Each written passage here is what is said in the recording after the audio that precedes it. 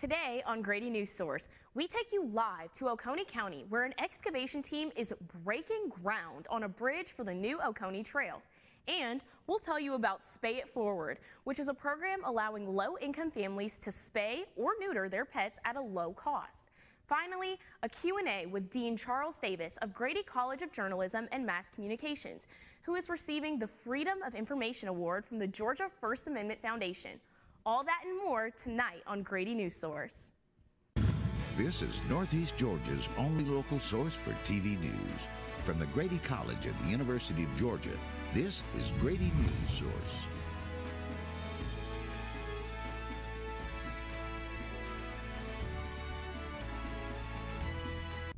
Hello, and welcome to Grady Newsource. I'm Sydney Palmer. Watkinsville is developing a project that will improve walkability and connectivity within the city. Grady Newsource reporter Ethan Wilcox is at the excavation site to tell us more about what's coming to Oconee. Started as an idea to connect neighborhoods along a Watkinsville road, has now become a nearly year-long project to link multiple locations across the city.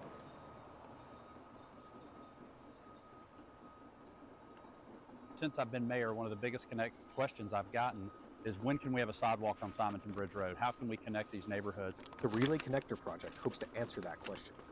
A mile of pedestrian and bike-friendly paths will connect downtown Watkinsville, Thomas Farm Preserve, Watkinsville First Baptist Church, and Wire Park.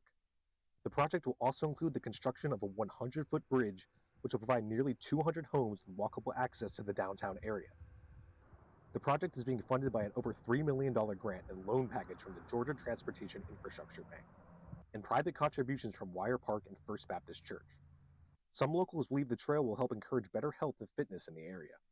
I look at this from the perspective of a small business owner that's in the fitness industry. So to me, anything that encourages parking in one spot and then walking around is amazing to me. Broderick understands that some residents may be frustrated with the lengthy construction. Now, I won't pretend that construction doesn't frustrate them, that there aren't details that might not frustrate them sometimes. But once it's done, typically the neighborhoods love it because all of a sudden they can safely walk, they can connect with their neighbors. The project has experienced some difficulties for the construction crews. You can see behind me there's some difficult terrain that they traverse, including a creek down there. But this part of the path that when they complete it, it will connect downtown Watkinsville just up that hill down to here, which is the Thomas Farm Preserve. And that's expected to be completed by January. Back to you, Sydney, in the studio. Thank you for that, Ethan. Even though the fatal crash that killed Devin Wilcock and Chandler LaCroix happened nearly 3 years ago, the legal repercussions are still ongoing. Grady Newsource reporter Abby Halpin has more. Even though Jalen Carter was selected by the Philadelphia Eagles in the 2023 NFL Draft, the defensive lineman still has legal issues to deal with in Athens. Victoria Bowles, a former UGA football recruiting staffer, is seeking $5 million in damages stemming from a January 2023 crash on Barnett Shoals Road that left her severely injured and 2 others dead. In court documents from Athens-Clarke County, Bowles recently amended her suit against Carter to include his testimony to police, where he allegedly admitted that he didn't go closer to the wrecked cars because he was worried about his own safety, citing the dark and fear of slipping down the embankment. Bowles initially filed the lawsuit in July. In the crash, she sustained several serious injuries. Hall & Collins injury firm partner Adam Collins says the prolonged filing of lawsuits like Bowles's isn't uncommon, especially if the defendant has a job like Carter's. A lot of complications involved in that. So you're talking about a lot of depositions. You got to set these schedules between all these attorneys that show up. Since this is a civil lawsuit, there are several steps that need to be taken before the suit is filed. Working on these facts or doing these things, they may hire different experts. Then you get rebuttal experts. You have to put in a pretrial order that kind of guides this. A lot of times on this much litigation. In this incident involving Carter and Bowles is not the only vehicle-related incident involving a UGA football player. Now former Georgia Bulldog wide receiver Nitro Tuggle was arrested for speeding at 107 miles per hour in March, an incident that ultimately got him suspended. Carter's attorney released a statement directly to Fox 5 Atlanta after the amendment, saying that the allegation is completely false and that his client was not medically trained and not competent to personally render medical aid to Miss Bowles. There is no set court date for Carter and Bowles at the moment. Reporting for Grady Newsource, I'm Abby Halpin. Dr. Lakeisha Gant announced her candidacy for mayor of Athens-Clarke County on Saturday. The former Clark County School District Board of Education president gave her announcement at 3 locations across Athens and highlighted her focus on education and public policy. And yesterday, several faith leaders in Athens gathered for a March of Faith. They marched to the federal courthouse to show support for immigrants and oppose mass deportation. The event was sponsored by the Interfaith Sanctuary Coalition and the Interfaith Clergy Partnership of Greater Athens. And texting while driving may only take a few seconds, but deputies in Oconee County say those seconds can be deadly. They're cracking down on distracted drivers, hoping to keep more families safe on the road. Reporter Lauren Wright gives us more. Distracted driving is a common violation deputies encounter in Oconee County. With Georgia's hand-free law in effect, the Sheriff's Office is stepping up enforcement to prevent accidents caused by texting and driving. Not have, possess, touch. It cannot touch your body at all while you're driving or in control of a vehicle. It has to be on a mount or have some type of Bluetooth device. I'm here outside the Oconee County Sheriff's Office where deputies say it only takes a second to take your eyes off the road for everything to change. That's why they're out here trying to catch distracted drivers before that text turns into a crash. According to the National Highway Traffic Safety Administration, distracted driving claimed 3,275 lives in 2023. The Oconee County Sheriff's Office issued 95 distracted driving tickets and a little over 5,000 total traffic stops. About every 4th car you pull up beside, somebody has their phone looking at it. Deputies say many drivers are so focused on their phones, they don't even notice a patrol car right beside them. Some of the time when you're out riding, if you pull up beside somebody, you would think that they would be able to notice the big black car with blue lights on it, and they'll just keep texting and not even look at you. Deputy Robbie McCannon pulls over driver for texting and driving. I'm going to get him. He's actually on the phone and he's texting and driving. But not every driver ignores the law. Some are taking steps to follow it safely. I participate in the hands-free law in the sense that I have a phone mount in my car on the AC event or an AC vent so that, I could pick up calls, use anything on my phone so I have my undivided attention on the road. And also I have a newer car, so I use that for Bluetooth. I could talk, answer calls. It reads my text. It does navigation, does basically anything. Deputies say the message is simple. No text is worth a life, so keep your eyes on the road. Lauren Wright, Grady Newsource. Some young Athenians are learning running can be more than just exercise, thanks to a little help from the dogs. Grady Newsource reporter Jordan Lazinski gives us the details. Sunday afternoon in Athens, dozens of kids from kindergarten through high school running side by side with UGA track and field athletes, all part of Run Your City, a national program that uses running to build confidence, discipline, and community for kids. These kids' lives pretty much. They came in shy, nervous, scared to participate, and you could really see them break out of their shell, have a fun time, create these healthy habits, stay active, and I really appreciated what we could do for the community. Run Your City has hubs across the country, and this is Athens' second year participating. The idea, give young people a chance to be active, learn those healthy habits, and spend time with role models who know what it takes to succeed both on and off the track. 1, 2, 3. Sunday's kickoff was the very first meetup in Athens, and organizers say it is just the beginning. Every Sunday at 1, kids will lace up, stretch, and run alongside the UGA athletes, getting tips, encouragement, and maybe even a glimpse into their future. This was a cool idea because there are so many UGA former and current athletes running it, and I think those sorts of positive role models for kids as they grow up, to see them and interact with them is a really good thing. It was really beautiful to get to see these student athletes interacting with these kids, fun watching the parents get excited and involved. You can bring your kids to Athens Clark County High School every Sunday at 1 p.m. until November 3rd. Reporting to you from Athens Clark County High School with Grady Newsource, I'm Jordan Lazinski. Coming up next, a look into a low-cost initiative aimed at reducing capacity at Madison Oglethorpe Animal Shelter. When I was in foster care, I never knew when I would have to move, so I always had my suitcase ready to go. Then one day, I was adopted.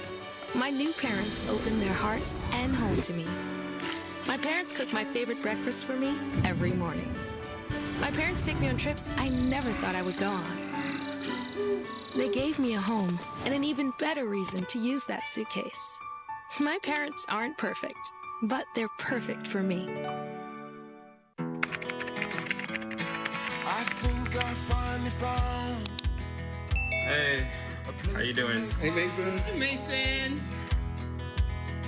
Got a new house. It's looking pretty cool so far. A place that I call home. I'm teaching Louise how to cook some lasagna. It only takes a spark to make a fire start.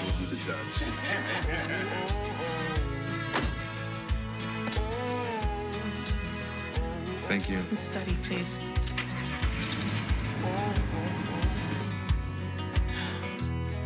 I think I finally found a place to make my own. A place that I call home. This place that I call home. Your home before sunrise. On top of the house, the kids, and our future. The smell of your cooking is our alarm clock. My Shiro's day is never done. So let's start saving a little more now so we can feel prepared for retirement. A free 3-minute online chat can give us the personalized tips we need so we can live our lives to the fullest. Visit aceyourretirement.org. Madison Oglethorpe Animal Shelter is operating at max capacity. Grady Newsource reporter Zach Pakuski dives into a fun name solution that also helps low-income residents take care of their pets. To help reduce the number of stray animals they take in, Madison Oglethorpe Animal Shelter is operating a Spay It Forward program. A lot of people have animals, they can't afford to get it fixed for $600, $700, and then the animal runs off, or they have a male and female and they wind up with an accidental litter. Those litters come here. Besides reducing pet overpopulation, the program allows low-income individuals from Madison and Oglethorpe counties to spay and neuter their pets at affordable costs. The spay and neuter clinics are a wonderful thing, and I highly encourage people on a daily basis to have that done. Reducing the number of unwanted animals will also prevent the number of abandoned or abused animals from rising. We've had a couple where some dogs have been starved pretty bad. Tying dogs up, real short chains out in the woods. The Spay It Forward initiative helps the shelter fulfill its original mission when it was founded, to help as many pets as possible.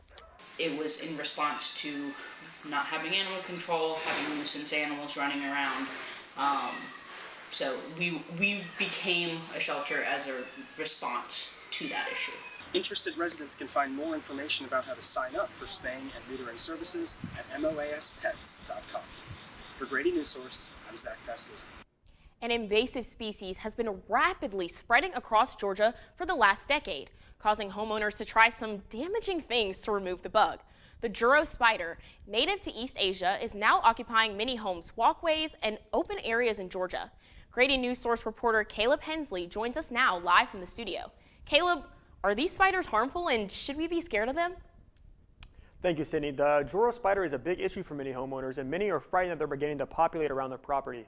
So I talked with entomology professor Will Hudson about the dangers of these spiders and if you need to be scared of them. They are completely non-aggressive.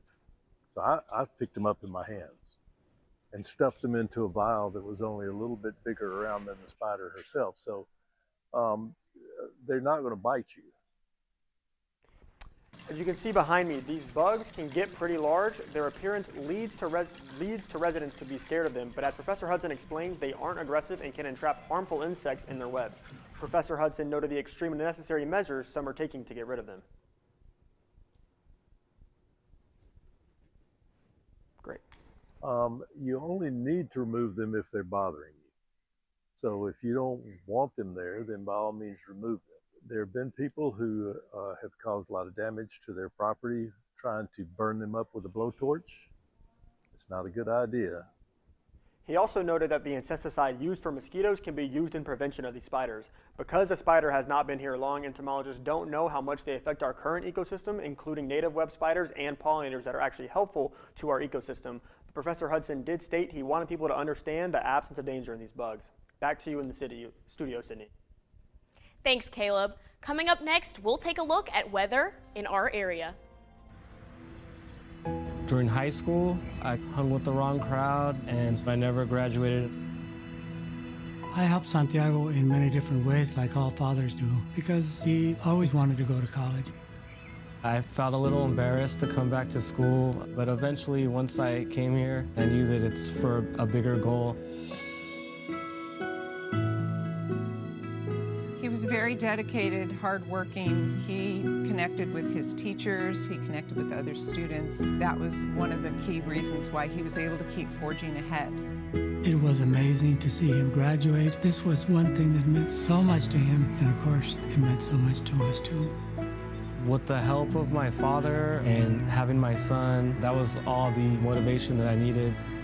That support is everything. Find free adult education classes near you at finishyourdiploma.org. I think I finally found. Hey, how you doing? Hey, Mason. Hey, Mason.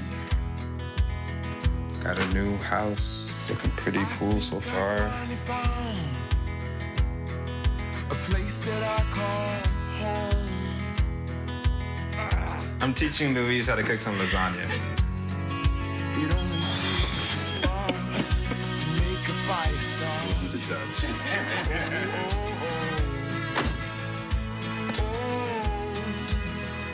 Thank you. Study, please.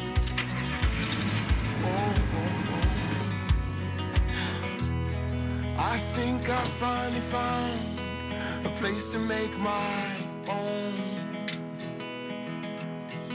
A place that I call home. This place that I call home. Hello, I'm Laurie Ruby with a look at your weather. We've had a beautiful day today with a high of 86 and we'll hit a low tonight of 64. Those sunny skies will stick with us tonight and for the next few days. Let's take a look at our 5-day forecast. We have some more of the same through Tuesday and Wednesday with highs in the high 80s and lows in the mid to high 60s, so clear skies and sunshine. But we take a turn through Thursday night and Friday morning with some expected rainfall. We still won't lose much of that heat though with highs in the low 80s. So dress for heat, but bring those umbrellas with you at the end of the week just in case. And today is the fall equinox. Today officially marks the beginning of autumn in the Northern Hemisphere. Just a few hours ago, around 2 p.m., the sun passed directly over the Earth's equator, giving us approximately 12 hours of day and 12 hours of night across the world. Now going forward, our days are only going to get shorter. For some, this brings the coziness of cool fall mornings and early evening sunsets. For others, it can also bring something called seasonal affective disorder, more commonly known as seasonal depression.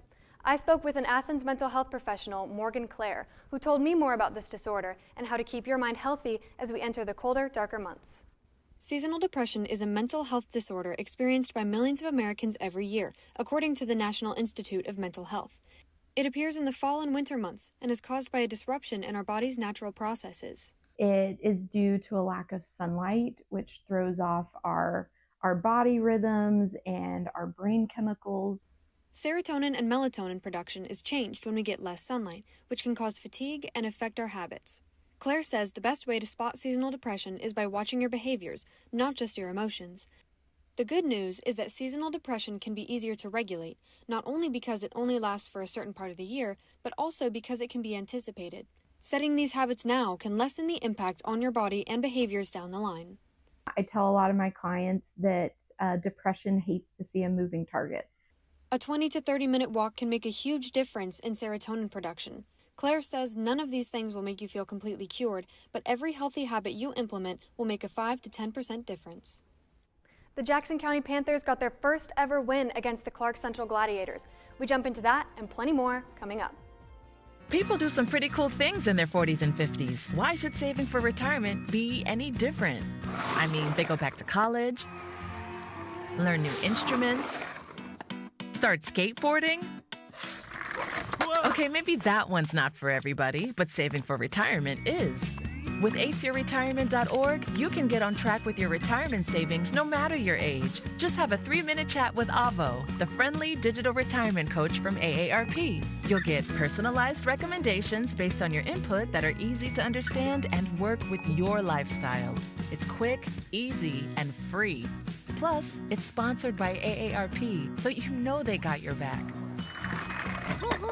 Gnarly move, Dad. Thanks, sweetie. So wherever you are in your retirement savings journey, head to aceyourretirement.org and start chatting with Avo today.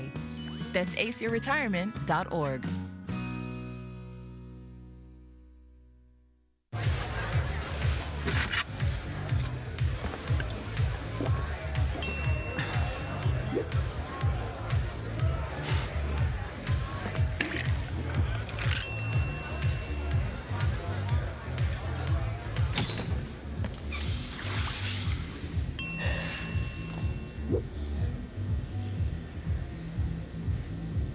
If you need to do something to feel okay to drive, you're not okay to drive.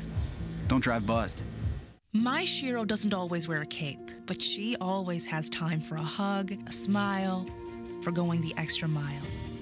My Shiro stretches every dollar, puts in long hours, puts others first. But now it's your time, Mom. When you're ready to retire, we want you to be able to enjoy it. It's time to start saving now. A free 3-minute online chat can give you the personalized tips you need to start boosting your retirement savings today. Visit aceyourretirement.org. Hi, I'm Rebecca Schillinger with today's sports update. This just into us, PSG player Ousmane Dembele has just won the Ballon d'Or award for the best soccer player of the year. Congratulations to him, and here is the rest of today's sports news. The number 5 ranked Georgia Bulldogs are back in action this Saturday versus number 17 ranked Alabama. A tough loss for the Atlanta Falcons yesterday, losing 0-30 versus the Carolina Panthers. Michael Penix Jr. completed 18 out of 36 passes and threw 2 interceptions. Bryce Young completed 16 out of 24 passes and had no interceptions. Georgia women's volleyball takes down ranked 23 Georgia Tech, leaving Georgia with an 8-2 record. And the Jackson County Panthers got their first ever win against the Clark Central Gladiators Friday night. The Panthers won 64-14. And Winterboro senior MJ Dowdy took the state rushing lead last week with 321 yards and 5 touchdowns, leading to a 35-16 victory over Appalachia. And the Atlanta Braves have won their 7th straight game, beating the Detroit Tigers 6-5. Braves' very own Nacho Alvarez Jr. hit the first 2 home runs of his MLB career. That's all for sports today. Reporting for Grady Newsource, I'm Rebecca Schillinger. Thanks, Rebecca. And after the break, we look at the award Dean Charles Davis will receive next month.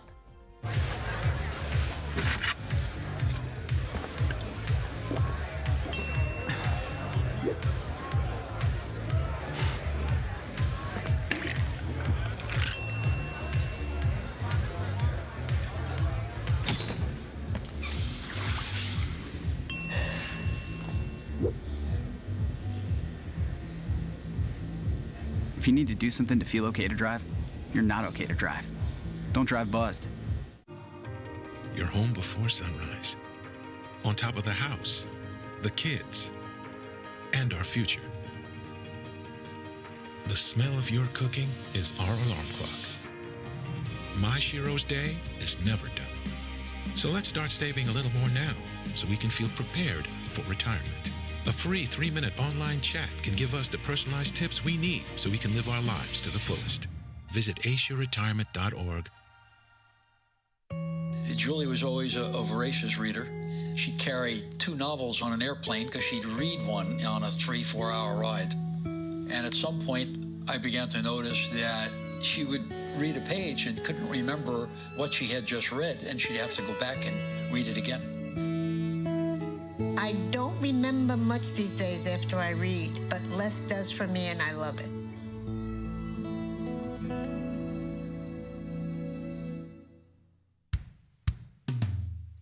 Hey world, I have a quick message. It's about safe driving. All right, let's go.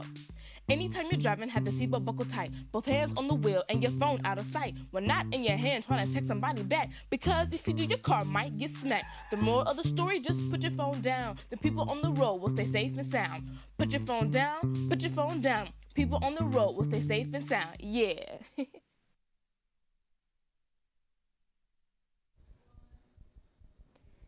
The Dean of the Grady College of Journalism and Mass Communication at the University of Georgia will be recognized by the First Amendment Foundation next month. Grady Newsource reporter Sophia Stafford interviewed him on the career that led him to this award. Could you tell me about where you were when you found out you were being awarded the Weltner Freedom of Information Award? and I got an email from John Peters, the Associate Dean for Academic Affairs, who's also very involved in the Georgia First Amendment Foundation. And he said, guess what? And told me I was being honored.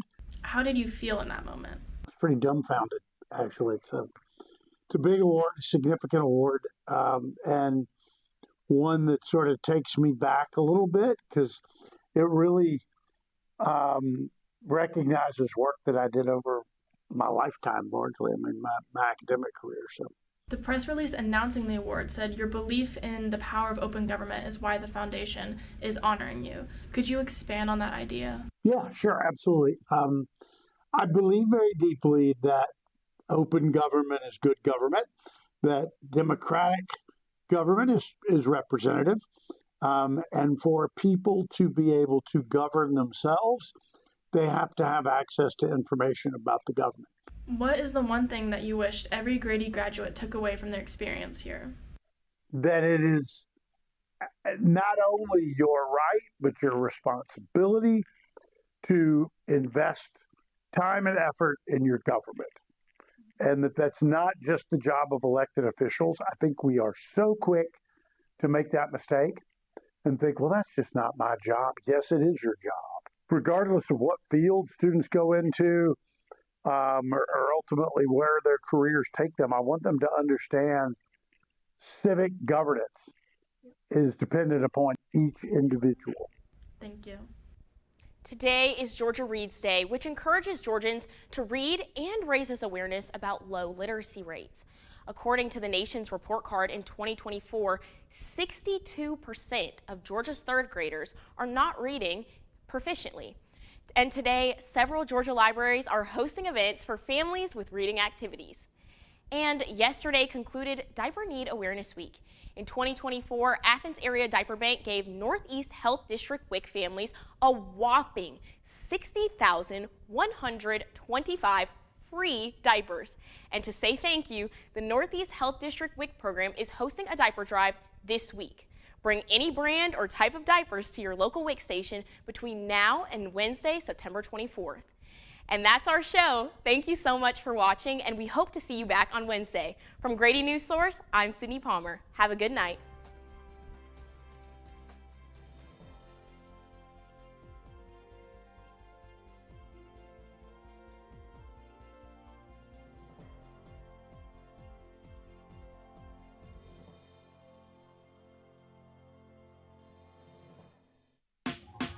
Last week, Brandon met a girl on a dating app.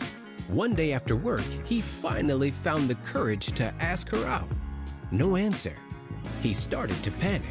Was he being too pushy? Maybe it was too... Hey, sorry I didn't respond. I was driving. I would love to go on a date. How does tonight sound? Brandon tried to play it cool, but inside he knew. A girl so smart, so responsible. She must be a keeper. You know, a lot of people say, when you're going somewhere, you don't want to look back. But I beg to differ.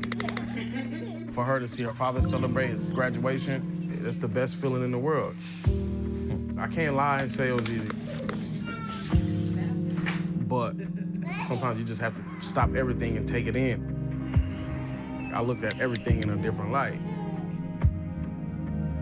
And I realized it started with me going back and getting my high school diploma.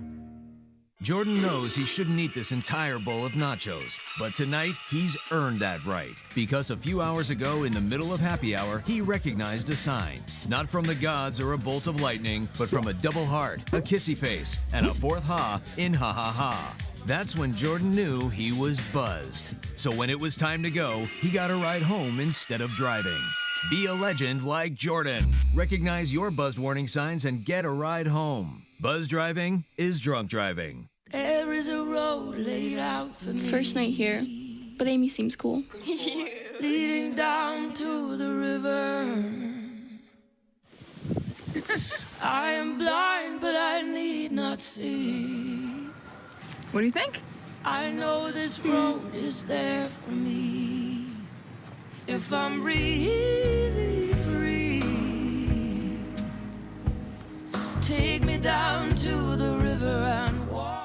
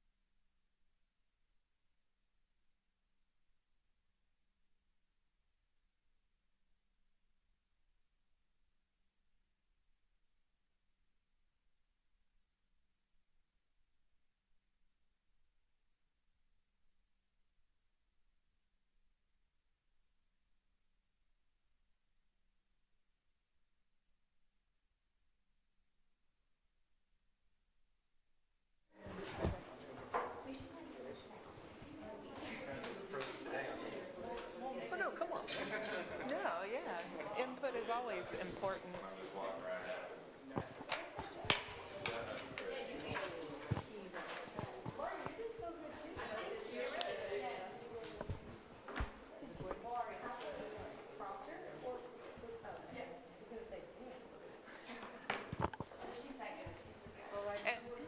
And I have a tablet, if they can just put a name and email so we can stay in touch and talk more. Guys, name and email so you can stay in touch. And we say hello to our viewers again and thank them for joining us. We have special guests today, professionals who watch the students work, and I told them this is like our 4th live show, so to have that in mind. And I'd like to introduce them and then let them also talk about themselves and what you thought about, any advice, anything you would like to share with us. Aisha Tyler, am I pronouncing your name correctly? You did. She's a talent acquisition specialist. Then we have the news director, the boss, William McLean, and we have weather anchor specialist and MMJ and all sorts of reporter and everything, Derek Kincaid. It is just wonderful to have you. I remember we were here a year ago, and you gave the students some great advice and inspiration. And so I'm really proud to, again, boast and introduce you to my new talented students. Excellent. And it's over to you, as we say on TV. Okay, excellent. Well, first off, give yourself a round of applause. That was a really good show. Yeah. Especially for that being your 4th show of the semester. That's awesome. Some really good elements in the show. I thought that it was a solid A block. I mean, really good stories, you know, timely stories, important stories that you all covered. I like the communication. Across the board, you all communicate well. I mean, we're in the communications business, but it doesn't always happen where you have good communication. Yes. But you all did a good job in the control room, on the floor, in the field, just solid communication. That helped a show run smoothly. You know, I thought the stories, again, were really good. What else? Sydney, you did a good job soloing on the desk, you know. Probably a little less of the hand movement. I guess I could say that because I come from the anchor world and I love to talk with my hands, so I had to learn, you know, not doing that so much. I noticed, you know, you do a lot of emphasizing things with your hands, so just pay a little bit more attention to that. I could tell that you read over your scripts. You definitely make it a point to read not just once, but twice over your scripts, and it showed. Thank you. So, very good. I mean, I just thought the stories, I like the stories, I like the characters, especially in that texting and driving story. I don't think she's in here, but, you know, hearing the deputy, you know, seeing someone texting and on their phone at the same time during that package and catching that footage, you know, that interview itself was really good. Oh, is that? She doesn't even know we're talking about her. Good job on your story. But I thought all of the stories were good. The live shot was good. Even though there were a few technical difficulties with it, you kept rolling. And in news, that's what you have to do. You know, you roll with the punches. If there are mistakes that come up, technical difficulties that come up, it happens, and you just roll with it. But yeah, no, overall, I was happy with the show. You know, there's always room for improvement, and I'm sure you will say it. What needs, but you know, from my end, I thought you all did a good job. Well, you're setting me up like the boogeyman. I also thought they did a great job. And I said it last year, and I know my audience, but I'm from another, my alma mater is down the road, maybe playing Georgia in 2 weeks, Auburn, and journalism school there, and guys, I'm just blown away every time I come here. This is my third time up to Grady, and just the facility you have, the support system you have with your professors in this space, it's second to none. And I think you know that's why you chose to come here. But just to put that in perspective for y'all, I mean, it really is awesome. And to see, you know, this translated into a full newscast today, very clean newscast, wonderful communication. I mean, y'all should be really impressed with that. So really, really awesome. I made a bunch of notes, actually. I don't have to get into everything, but just kind of things I could catch. I had great energy next to Sydney. I also agree. I know solo anchoring, you know, there's a lot to carry, and I think you started the newscast and sustained that through the whole time, which is great. I should mention my background is producing. So I'm the news director at WTVM in Columbus, Georgia, if I skip that step. My background, after I graduated from that other school, went back to my hometown in Montgomery, Alabama, was dead set on doing sports. That's all I did at Auburn was sports reporting, and ended up kind of what I thought was getting my foot in the door with producing, and just fell in love with it, and ended up taking producing up through managerial roles. I worked in Huntsville, Alabama for the bulk of my career, and I've been in Columbus now for 4 years. So that's kind of my background. I obviously work with reporters a lot, but kind of producing is near and dear to my heart. So I got a note for, I'm just going in order. So Ethan, first off, live shots, like again, that's something that would just have melted my Auburn brain back when I was a junior and senior. So I think that's really cool that y'all incorporate so many live elements into your newscast. I thought you had a really great location. I mean, it really helped tell the story, and it did a lot of lending to you. I wouldn't be afraid to kind of lean into that and let me know where you're standing. If you, hey, looking right behind me, you know, 8 months ago, this was all, you know, pine trees, and now the road's coming in. So kind of taking a step to an interactive stand-up. So any opportunity you can have that. And I believe you had a photojournalist with you too, right? Or were you solo for that? You had a tech person, okay, sure. Well, if you had someone to watch your back, I mean, even if it's just not moving the camera a little bit, don't be afraid to kind of interact with the background. But I thought the story was really well done and a good lead to everything. Is Abby here? Abby, excellent. A really great stand-up. Speaking of stand-ups, that was really good and interactive. Court stories are really tough for B-roll, aren't they? Yeah, so I know you incorporated some court documents in to your story. I thought that was really smart. Probably something to lean into even more, even kind of playing with some highlighting techniques if you can. If there's anyone, you know, especially if there's anyone that's super editing savvy that you can learn from. I think those are really good opportunities to do that. Because even for us, I mean, if you don't have the file video or a lot of source material, you probably got to lean on some kind of full screen to keep that wallpaper video from popping up too much. I'll mention it with you, but you were definitely not the only. But just be cognizant, y'all, of your headspace for interviews. All right, so when you're interviewing folks, you know, if the top half of the screen, you know, if their head doesn't hit till the top, it's probably just a little too far back. And that was probably just my one note for the composition of your shots. But great story, followed it really well, so I thought the writing was really good. Lauren, your stand-up, it had a lot of good potential, all right? I liked your story. What I would say is, like, I think your stand-up started, I wrote a note here saying you don't need I'm here. I don't think you need to say, like, we've already started your package, so we're following you on that. I would maybe try to get some information about maybe where are some ticketed areas where a lot of people have got it, and maybe try to do your stand-up, you know, from a busy intersection where a lot of tickets have happened, just something, you know, maybe outside of just the sheriff's office. Best sound of the night, though, came from that deputy talking about he's actually on the phone and texting and driving while he's standing right there getting ready to write him a ticket.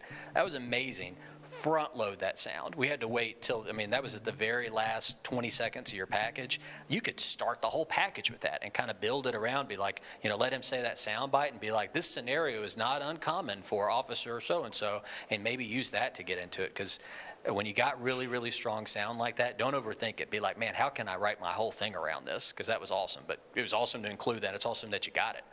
So that was really, really cool. Is Jordan here? All right, perfect. All right, so you had all kind of nat pop opportunities, what I saw. So you had that nat sound in there, which is really good of the kids playing. I just wrote a note, let it breathe. When you have those opportunities with the laughing and the sounds going on, like, you know what I mean by just having a nat pop at the beginning? It's all good, yeah. So like a natural sound break would just be, instead of having track, like literally you'd have 3 seconds of kids laughing, right? And then be like, laughter like this echoed all morning at the whatever it is. So, and you don't have to do it just at the beginning. It's like a transitional piece, but leaning in on that natural sound. I thought your piece was the best use of natural sound, just having it, but be intentional with it. So you can actually write to it, take a break from your track, and let that sound kind of breathe through. An example that I usually use when I'm showing folks that are coming in for interns, we had someone that did a story about some golfers, and like the whole package opens up with like a close-up of the tee, and you just hear the shoop and the ting of the ball, and then her tracking starts, right? So you kind of let that, like before she even says a word, I already know the story's about golf. So that kind of helps kind of set the stage a little bit. So just a note that I had for that.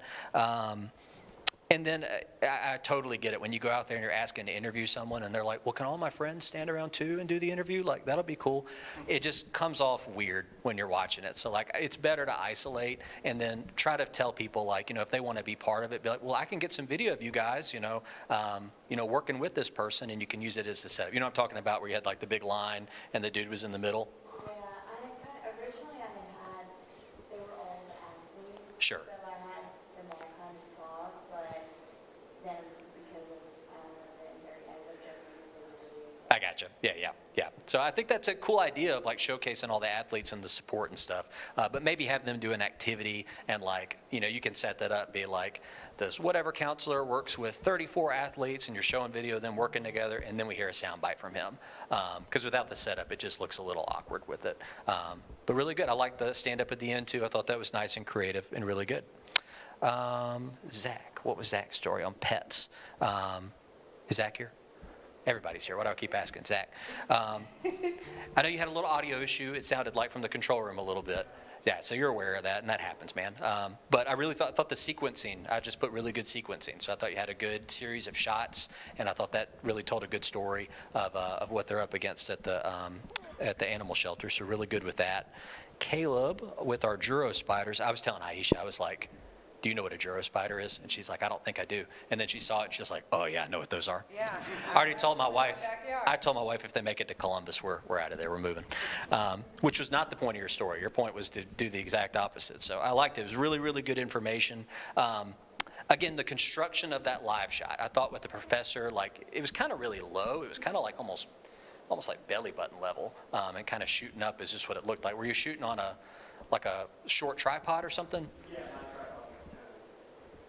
Yeah, there you go. So, I'm not sure the official take on it. I mean, if I had that equipment failure in the field, I would probably go off the hip, unless, anything I say today, if your professor overrides me, do that instead. No, I've told them it has to be eye level. Otherwise, it looks like, either you're diminishing the person if you're too high, if your camera's too high, or if it's like too low, it's like he's looking down at people. Yeah. So, eye level, yeah. Yeah, so just something to keep in mind. That was the only big thing, and it probably only distracts news directors like me, but I think it is best practice, and anytime you can do that, just try to not only focus on the headroom, I think everyone's thinking rule of thirds. I didn't see, that all looked really good, but just think about headroom and think about am I eye level with the person when I'm shooting, but otherwise really good. Laurie, again, you had the chief meteorologist watching tonight for weather, so that was a tough draw, but how'd you think she did, Derek? I thought she was great. Great. She did great. Yeah, very clear presentation. Your story on seasonal depression, I thought it worked really, really well, and you transitioned into that very nicely. Stories like that. I think the one cardinal sin I saw was using the soundbite. Like when we don't have B-roll, right, to cover somebody, like you put the side in there, but you cut the audio and we see their mouth talking and we're talking about them and then their soundbite starts, right? You want to try to avoid that whenever you can. I think there's two ways. I think the easy way is just to try and get B-roll of that person doing their job after you're done. So, if she's a therapist, just have her answering the phone or going through some papers, anything like that, which is kind of awkward to set up, but it's just something you know you're going to need that video, so just, ask them to play along with you if they got the time. The other thing you consider when you're trying to throw a bunch of data about people, like here's the symptoms of this or things to look for, I don't know what your capabilities are, but I mean, if you can edit in a full screen graphic or put text over video, if you found some negative space, like with the blue sky or something, that might give you some creative limitations when you're kind of B-roll poor. But I thought the story flowed really, really nicely and a great weather presentation. Rebecca, like I said, I'm a sports guy, so I was all about it. I thought it was really, really good. Just with sports in general, and this is not to get into the format of the show typically, but sports is challenging in a sense, and I won't be breaking any news here, but I mean, for what we do at local news for a 5 o'clock or 6 o'clock show, we just have to try to find ways to advance it, right? Instead of calling back to some games from a couple days ago. So anytime you can find that nugget, and sports probably more than anything, social media gives you some elements with coaches and players texting and stuff. So I don't know what that element is. I mean, maybe it could be new sound from the football team or, any of the teams you were covering. But just I try to have a mindset of advancing rather than kind of the historical stats on it. But I thought the presentation was really good. And then Sophia is the last one. Thanks for bearing with me, guys. You had the cutaways. I thought the cutaways were really, really nice. Did you do those with 2 cameras, or did you go back and fake it? Yeah, I went back and recorded it afterwards. Okay, cool.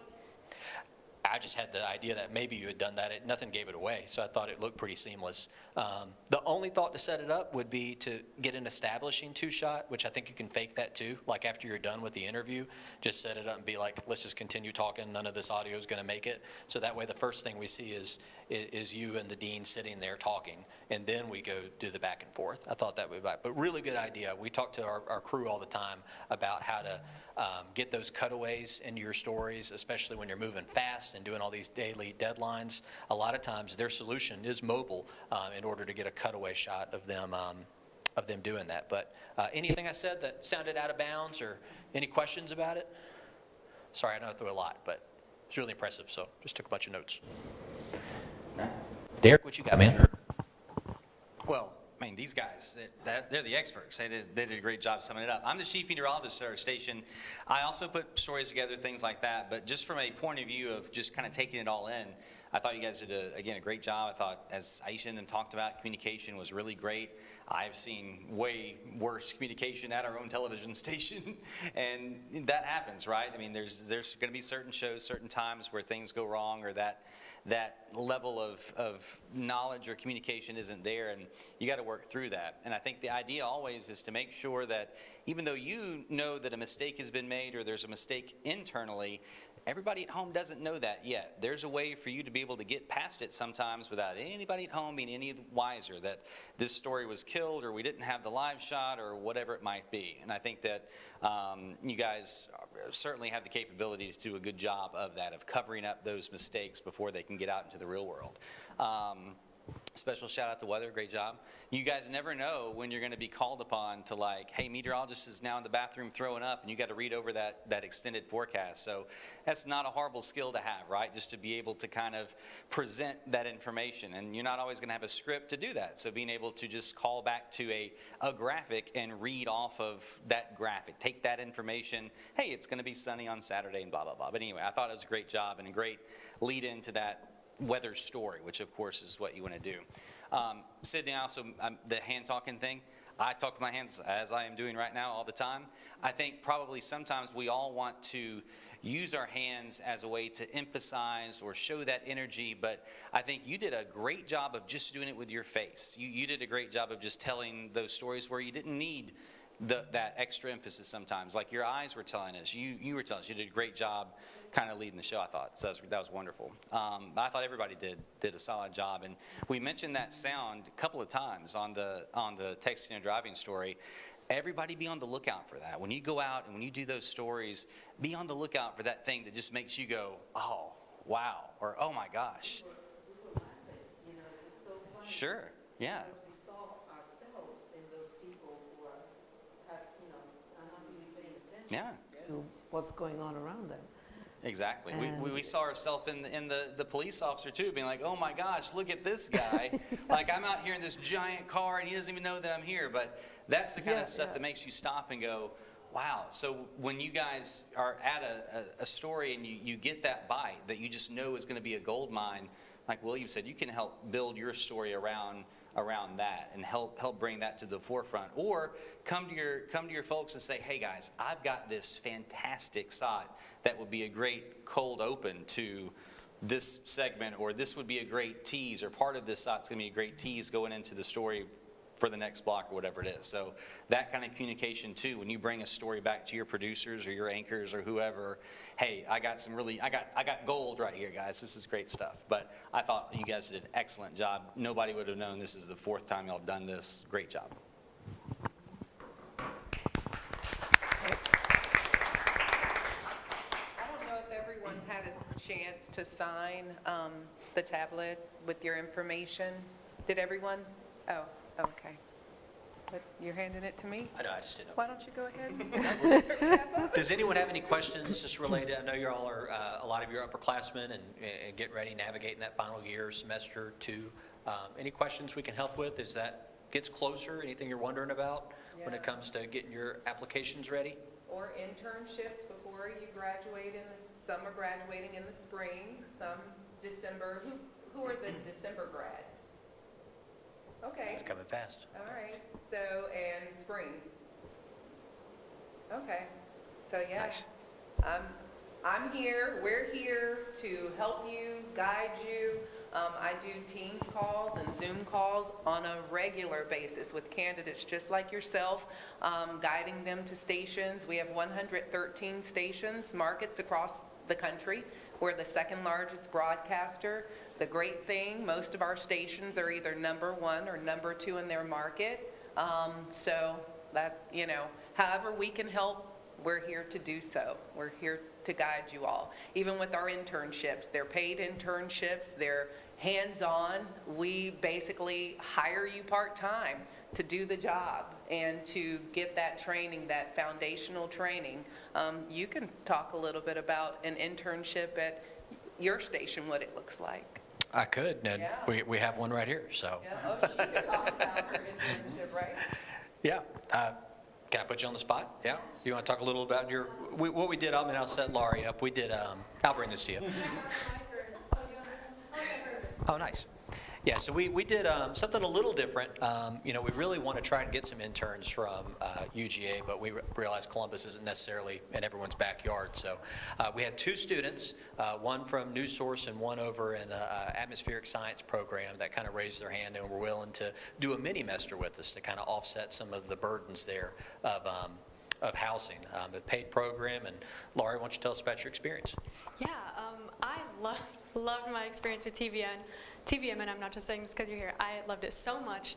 I think the best part was that, like, day 1, we just hit the ground running, and I came into your office, and you were like, here's what I do, and you showed me everything about producing. I think every day I put my hands on a show, and I wrote something that an anchor read. I was pulling VO. I was learning how to edit. I got to be in the booth multiple times. I think on 4th of July, I got to do a full show, and then the last 2 days of my internship, I did both of those shows. And by the end, I felt very, very capable, and I have a lot of stuff to put in a reel just because I got so much time to actually write, edit, booth. Like, I got so much experience, just day-to-day tasks, and learning what the job actually looks like, not just watching people do their job and doing what they don't want to do. I, wrote opens and teased, everything, yeah. I got that gift card we talked about. I'll give it to you after this thing. No, Laurie did a fantastic job. And we typically actually don't have interns work on holidays, but we were in a situation where we were already skinny and we had some people have to call out on the last minute. I was about to booth about 4 or 5 newscasts that day. And I was very thankful that Laurie came in my office and said she'd be willing to help out with that. So much appreciated. And yeah, it was a really, really good job. So In that scenario, Laurie just told me we had a condensed amount of time, and she said, I want to focus on producing. But we do that for reporting. We do that for sports, for weather. Sometimes we take a holistic approach. We have folks that come in, and they're like, I don't really know what I want to do.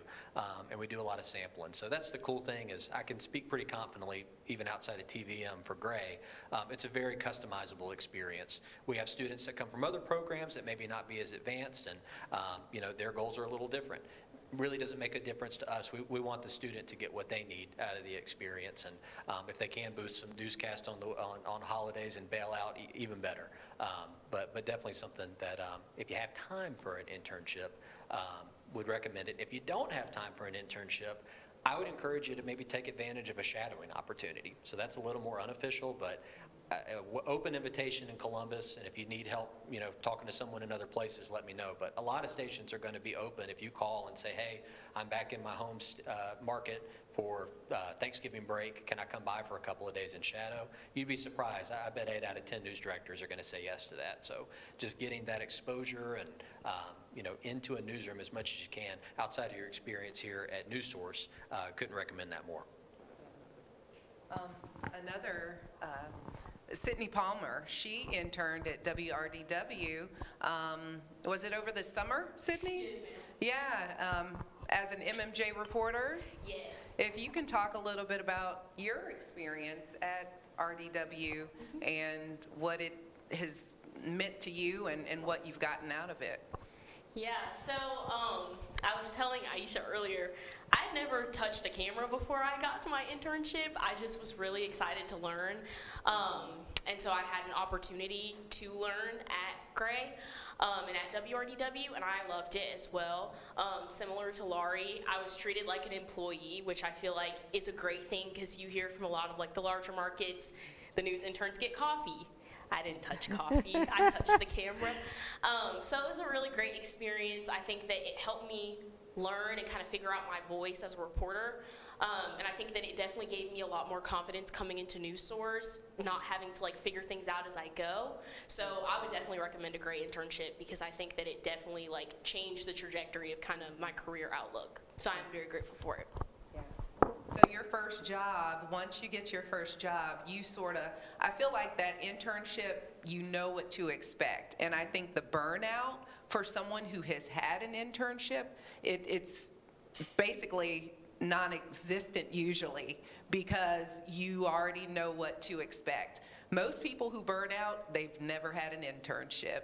They've never been in an actual news station. They don't know what to expect, and it's just overwhelming for them. So having that internship opportunity just to me gives you a whole different perspective, and it just makes you ready. It gets you ready. Is it just, what are your thoughts?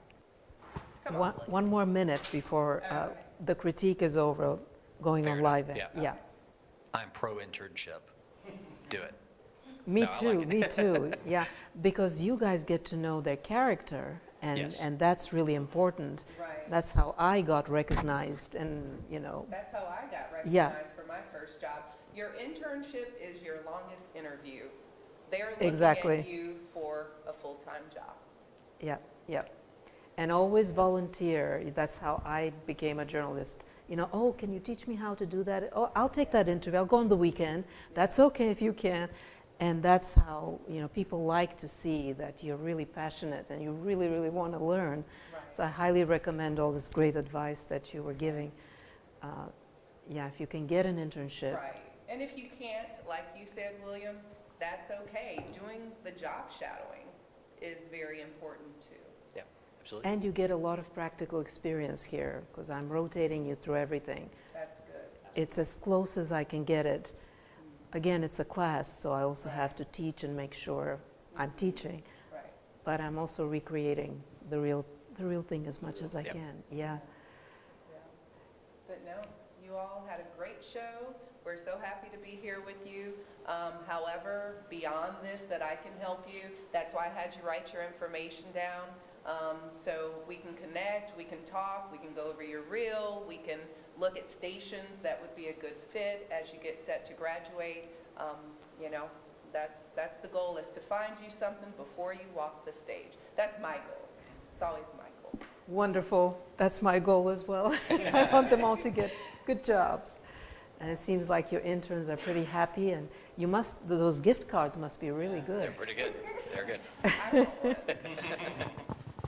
Guys, any other? I think we're off the air, I think, but